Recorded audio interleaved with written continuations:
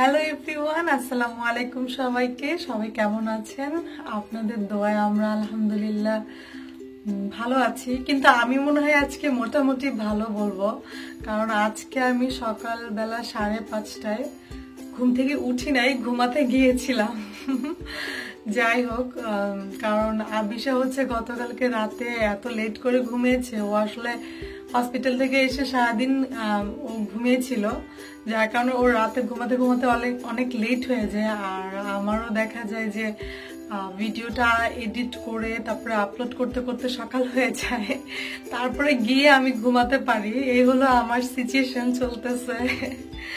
তো আপনাদেরকে একটু বললাম, কারণ আপনারা হচ্ছেন গিয়ে আমার লাইফের এখন একটা পার্ট। তো আপনার সাথে শেয়ার করতে পারলে অনেক কিছু আমার কিন্তু ভালোই লাগে, কারণ আপনারা যেহেতু আমাকে দেখছেন, আমার লাইফ সম্পর্কে জানছেন যে আমি কি করি কি না করি। মাঝে মাঝে কিন্তু অনেক ধরনের কমপ্লিকেশন আসে লাইফে। তো এটাই হচ্ছে গিয়ে লাইফ, আমাদের প্রত্যেকটা মানুষেরই লাইফ। সবসময় যে রুটিন মাফিক সবকিছু হয় তা কিন্তু না। তো যাই হোক, অনেক কথা বলে ফেললাম আমি। এখন আমাদের এখানে বাজে প্রায় 11টা সকাল। আমি একটু ঘুমিয়ে নিলাম, তা না হলে দেখা যেত যে আমার সারাদিন কাজে অনেক কষ্ট হয়ে যেত। তো আজকে আমি একটা ভিডিও করব, সেটা হচ্ছে আমার ডায়েট রেসিপির উপরে। তো অনেকে আমাকে এই রিকোয়েস্টটা করেছে, যদিও আমি এখন একটু গোলুমুলু হয়ে গিয়েছি। আসলে আমার মেয়ে হওয়ার পরে আমি মোটামুটি ভালোই ওয়েটটা গেইন করি। তারপরে মেয়ে হওয়ার কিছুদিন পরে আমি আবার আস্তে আস্তে সুন্দরভাবে প্রপারলি লুজ করা স্টার্ট করি। কারণ হচ্ছে বেবি হওয়ার পর কিন্তু সত্যি বলতে যেটা, মেয়েদের কিন্তু আসলে অনেক ধরনের প্রবলেম দেখা দেয়, অনেক ধরনের হরমোনাল প্রবলেম দেখা দেয়। যাই হোক, তো আসলে তখন এনার্জির অনেক দরকার হয় এদিকে, কারণ বেবি হওয়ার পরে কিন্তু আমাদের একটা নতুন লাইফ স্টার্ট হয়, অনেক ধরনের টেনশন কাজ করে। তখন সেক্ষেত্রে একটু রেস্ট নেওয়াটা, একটু স্বাভাবিক সুন্দরভাবে প্রপার ভাবে খাওয়াটা অনেক জরুরি হয়ে ওঠে। সেক্ষেত্রে কিন্তু অনেকে এখানে আমরা যেটা দেখি, এখানে কিন্তু দেখি প্রেগনেন্সি টাইমে অনেক মেয়েরা কিন্তু দেখবেন যে অনেক ফিট থাকে, রাইট? আমরা কিন্তু এটা সবসময় দেখি। তো আমরা তখন চিন্তা করি, আল্লাহ এত ফিট কিভাবে থাকে? আসলে ওরা কিন্তু মেনটেন করে, সবকিছু খায় যেটা বেবির জন্য ভালো, আবার নিজের শরীরের জন্য ভালো। তো যাই হোক, আজকে আমি দুইটা ডায়েট রেসিপি করে দেখাবো। আপনারা অনেকেই আমাকে রিকোয়েস্ট করেছেন, আশা করি আপনাদের ভালো লাগবে। আর আমার এখন শুরু করা উচিত আবার ডায়েটটা, কারণ আমি আবার এটা নিয়ে উল্টাপাল্টা বলতে ঘরে বাইরে মিলে অনেক ধরনের ফ্যাট টাইপের খাবারগুলো, অয়েলি ফুডগুলো খেয়ে খেয়ে আবার গোলুমুলো হয়ে যাচ্ছি। বিশেষ করে আমার হাজবেন্ড, ওর জন্য তো অনেক বেশি দরকার। তো আমার সাথে সাথে আশা করি আপনারাও শুরু করে দিবেন আমার রেসিপিগুলো দেখে। আর আমি ইচ্ছা আছে আস্তে আস্তে অনেক ধরনের রেসিপি আপনাদেরকে দেখানোর। আমার লাইফের সাথে সাথে, আমার লাইফের অনেক কিছুর সাথে সাথে অবশ্যই আমি আপনাদের রিকোয়েস্ট গুলো আমার মানতে হবে, আপনাদেরকে দেখাতে হবে, তাই না? তা না হলে আপনারা কেন আমাকে দেখবেন? তো অনেকেরই রিকোয়েস্ট ছিল, সেজন্য আজকে এই ভিডিওটা করা। আশা করি আপনাদের ভালো লাগবে, আর আপনারা অবশ্যই আমার ভিডিওটির সাথে থাকবেন। আজকে হচ্ছে চিকেন দিয়ে ওটস রান্না করব, সেজন্য এখানে চিকেন ব্রেস্ট নিয়ে নিয়েছি আর দুইটা বাছা মাছের ফিলে নিয়ে নিয়েছি। মাছটাকে আসলে আমি এয়ার ফ্রায়ারে এবং চুলায় দুইভাবে করে দেখাবো। এখানে একটা চিকেন ব্রেস্ট নিয়েছি, চুলায় পানি দিয়ে বসিয়ে দিলাম এটাকে সিদ্ধ করার জন্য। এখন মাছটাকে কেটে নিব মাঝখান থেকে, যেহেতু এটা অনেক লম্বা, তো আমি এটাকে কেটে নিলাম। ভালোভাবে ধুয়ে নিয়েছি আমি মাছটাকে। পেপার টাওয়ালের সাহায্যে মাছের যে অতিরিক্ত পানি আছে, অতিরিক্ত পানিটাকে খুব ভালোভাবে শুকিয়ে নিব। এখানে মাছটা আমার মাখাতে যা যা লাগবে আমি দেখাবো। এটা হচ্ছে ড্রাইড বাসিল লিভস, এটা হচ্ছে একটু জিঞ্জার নিয়েছি, এক টুকরা লেমন, এখানে পাপরিকা নিয়েছি স্মোকড। আমি রসুনটা আসলে পাউডারটা ব্যবহার করব আজকে। এখানে কেউ চাইলে আপনারা বাটাটাও ব্যবহার করতে পারেন, আবার এটাকে ছোট ছোট কুচি কুচি করেও ব্যবহার করতে পারেন। ইয়োগার্ট নিয়েছি, আর আমি এখানে এক্সট্রা ভার্জিন অলিভ অয়েল নিয়েছি। আমার বোতলটা প্রায় শেষ, আমার আবার ভরতে হবে তেল। এখন প্রথমে আমি অলিভ অয়েল দিয়ে দিলাম।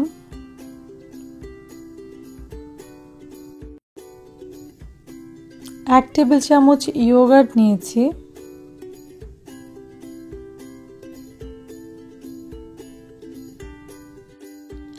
এখন এটাকে খুব ভালোভাবে মাখিয়ে নিব। হাত দিয়ে মাখালাম, আসলে হাত দিয়ে মাখালে কিন্তু একটু সুবিধা হয়। তো হাতটাকে তো অবশ্যই ভালোভাবে ধুয়ে নিতে হবে। এখন এখানে লেবু দিয়ে দিব। তো এভাবে উপর দিক থেকে আস্তে আস্তে একটু একটু করে সব কিছু দিয়ে নিব একটার পর একটা। খুবই সামান্য লেবু দিয়েছি। এখন পাপরিকাটা দিয়ে দিচ্ছি, এটা স্মোকড পাপরিকা। তো স্মোকড পাপরিকাটাতে কিন্তু স্মেলটা খুব ভালো আসে, সেই জন্যই সবসময় এই ধরনের ভাজা কোনো ফ্রাই খাবারে বা কোনো গ্রিল খাবারে কিন্তু স্মোকড পাপরিকাটাই বেশি ব্যবহার করা হয়, আর খেতেও মজা লাগে, স্মেলটাও ভালো লাগে অনেক। তো এখন আমি বাসিল লিভস দিয়ে দিলাম, খুবই সামান্য করে করে উপর দিক থেকে একটু একটু করে দিয়ে দিচ্ছি।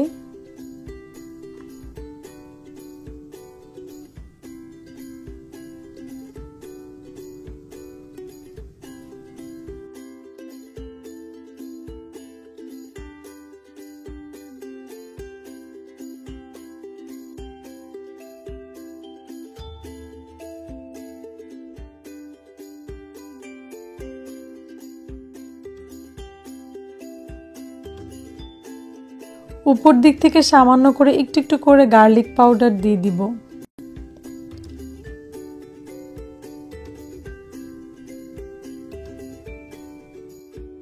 জিঞ্জার দিয়ে নিলাম, আর জিঞ্জার এখানে আমি এভাবে করেই দিলাম, সুবিধা মনে হলো। তো চাইলে কেউ জিঞ্জার পেস্টও ব্যবহার করতে পারেন, কিন্তু আমি আসলে জিঞ্জার পেস্ট বা গার্লিক পেস্ট একটু কম ব্যবহার করি এই ধরনের খাবারগুলোতে। তো চাইলে কেউ করতে পারেন, কোনো সমস্যা নেই, বাট আমার মনে হয় যে এই খাবারগুলোতে একটু এভাবে করে দিলেই ভালো হয়।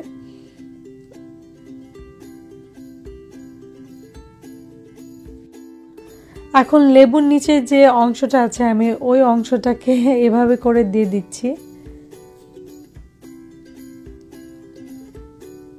তো এই অংশটা অনেকে পছন্দ করে না, আবার অনেকে পছন্দ করে। আসলে এই ধরনের খাবারগুলোতে ফিশ বা আপনার অনেক সময় চিকেনেও কিন্তু দেওয়া হয়, স্মেলটা কিন্তু খুব সুন্দর লাগে। এখন আমি এটাকে উল্টে দিব, আর উল্টে দিয়ে আমি কিন্তু একটার পর একটা যেভাবে একটু আগে আমি দিয়েছি ঠিক ওইভাবে আমি প্রত্যেকটা মাছে দিয়ে নিব।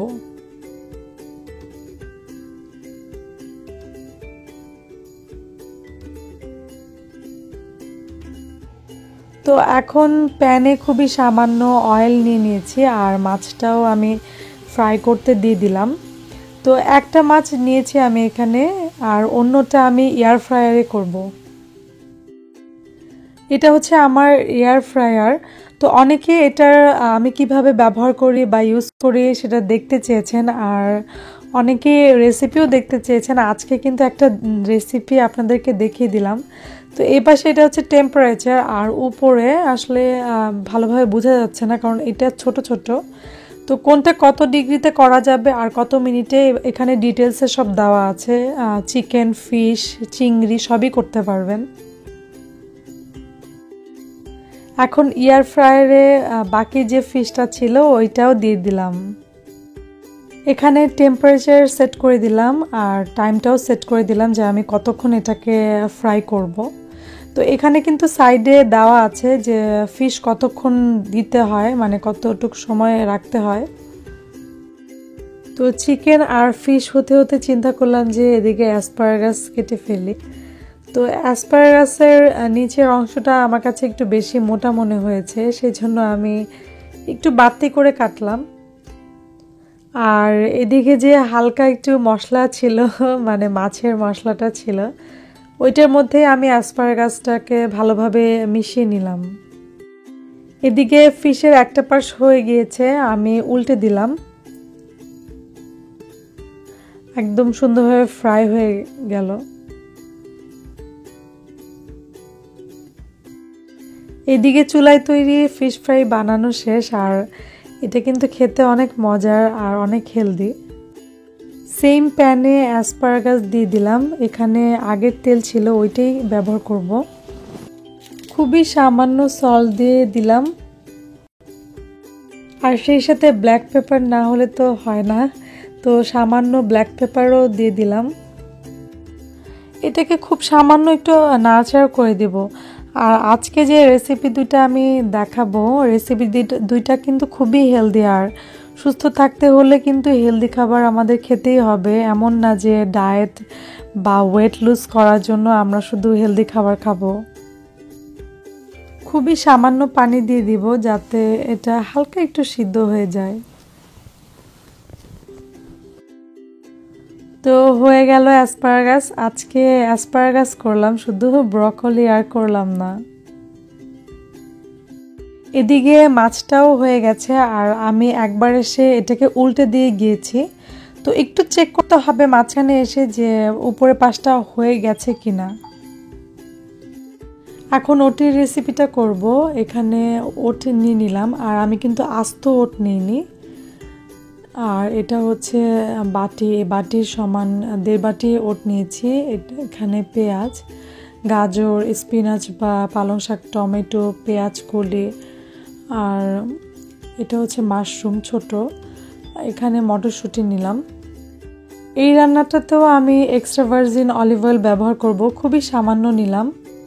এখন খুবই সামান্য আস্ত জিরা দিয়ে দিলাম।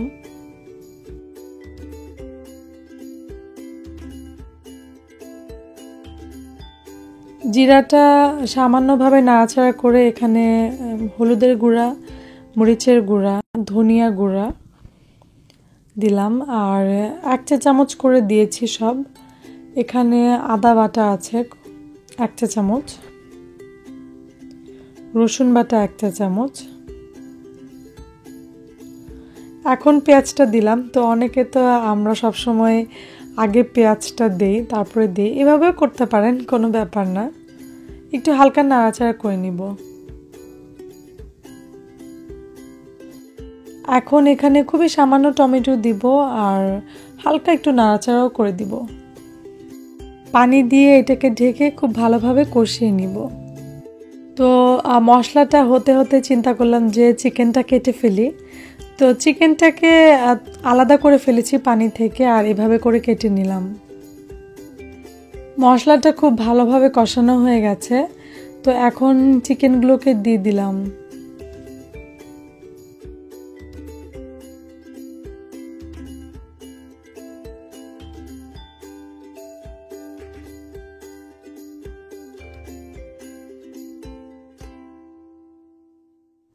হালকা নাড়াচাড়া করার পর এখানে পাপরিকা ব্যবহার করব। আসলে এটা স্মোকড পাপরিকা না, নর্মালটা ব্যবহার করেছি। এখন ভেজিটেবলগুলোকে দিয়ে দিব। আসলে স্পিনাচ বাদে আমি বাকি সব, আর পেঁয়াজ কলিটা বাদে বাকি সব ভেজিটেবলগুলোকে দিয়ে দিয়েছি। ওট খাওয়ার ব্যাপারে আসলে অনেকেই ভাবে যে ওট হচ্ছে ডায়েট বা ওয়েট লুজ করার একটা খাবার। আসলে এটা কিন্তু ভুল ধারণা। হ্যাঁ, ওটটা কিন্তু আমরা সুস্থ মানুষরাও সবসময় খেতে পারি, কারণ ওট অনেক গুণাগুণ সম্পন্ন একটা খাবার। এদিকে চিকেন আর ভেজিটেবলটা মোটামুটি হয়ে এসেছে, তো ওট দিয়ে দিব। আসলেই ওট কিন্তু অনেক গুণাগুণ সম্পন্ন একটা খাবার। ওটে কিন্তু হাই প্রোটিন, হাই ফাইবার, এরপরে লো ক্যালোরি আছে, এবং ওট কিন্তু 0 গ্রাম অফ সুগার। তো ওট সেই জন্য কিন্তু সুগার লেভেলটা ব্যালেন্স করতে, মানে ডায়াবেটিক্স রোগীদের জন্য কিন্তু ওট অনেক ভালো, এবং হাই কোলেস্টেরল যাদের আছে তাদের জন্যও কিন্তু অনেক ভালো, কারণ কোলেস্টেরল লেভেলটাকেও কমাতে সাহায্য করে ওট। আর এখানে কিন্তু বাচ্চাদেরকেও ওট খাওয়ায়। আমি কিন্তু আমার মেয়েকে ওট সিরিয়াল ওকে দিয়েছিলাম, ও প্রায় সময় খেত, আগে খেত, ইদানিংয়ে দেওয়া হয় না। তো ওট এমন না যে শুধু বড়রাই খেতে পারবে, ছোটরাও কিন্তু খেতে পারবে, কারণ ওটের অনেক গুণাগুণ, যেহেতু অনেক ভাইটামিন আছে, প্রোটিন আছে, ফাইবার আছে, সো বাচ্চারাও কিন্তু এটা খেতে পারবে। আর ওটটা কিন্তু খেলে অনেকক্ষণ ভরা ভরা থাকে পেটটা, সেজন্য ডায়েট করতে সুবিধা হয় ওটটা খেলে। তো যাই হোক, এখানে পানি দিয়ে দিলাম, চিকেনের পানিটা। চিকেনের পানি দিয়ে করলেই কিন্তু এটার টেস্টটা অন্যরকম হয়ে যায়। তো নর্মাল পানি দিয়েও চাইলে করতে পারেন, বাট চিকেনের পানিটা কিন্তু বেস্ট। এখন ভাজা গরম মশলার গুঁড়া দিয়ে দিয়েছি এখানে। এখন এটাকে খুবই সামান্যভাবে নেড়ে দিয়ে কিছুক্ষণ রেখে দিব। তো যে যেরকম চাই, কেউ একটু হালকা পানি পানি রাখে, কেউ আবার একটু ড্রাই করে ফেলে। তো সেক্ষেত্রে একটু লক্ষ্য রাখলেই হবে। আর যেহেতু এটা ওটটা আস্ত ছিল না, তো বেশিক্ষণ না রাখলেও চলবে।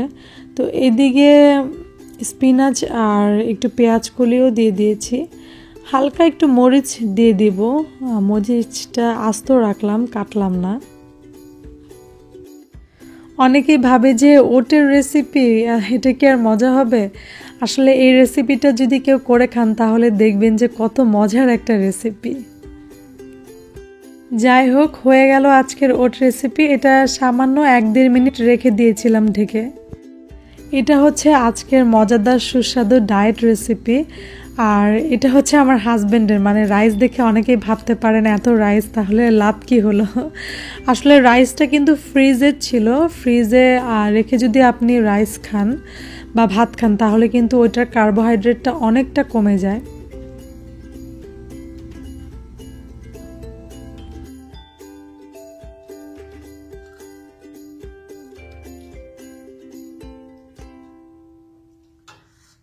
আমি কিন্তু টেস্ট করে ফেললাম, এটা কিন্তু খেতে অনেক মজা হয়েছে। অবশ্যই আপনারা ট্রাই করে দেখবেন। আর আজকে ভিডিওর প্রথমে অনেক কথা বলে ফেলেছি আপনাদের সাথে। আজকে আর এখন এ পর্যন্তই। সবাই ভালো থাকবেন, আমাদের জন্য দোয়া করবেন। আর আগামীকালকে আমি ভিডিও দিতে পারবো না, কারণ কালকে আমার আর আমার মেয়ের ডক্টরের কাছে অ্যাপয়েন্টমেন্ট আছে। সবাই আমাদের জন্য দোয়া করবেন যাতে আমি আবার সুন্দরভাবে নতুন করে নেক্সট ভিডিওটি দিতে পারি। আর আপনারা কিন্তু অবশ্যই আমার নেক্সট ভিডিওটি দেখতে ভুলবেন না। সবাইকে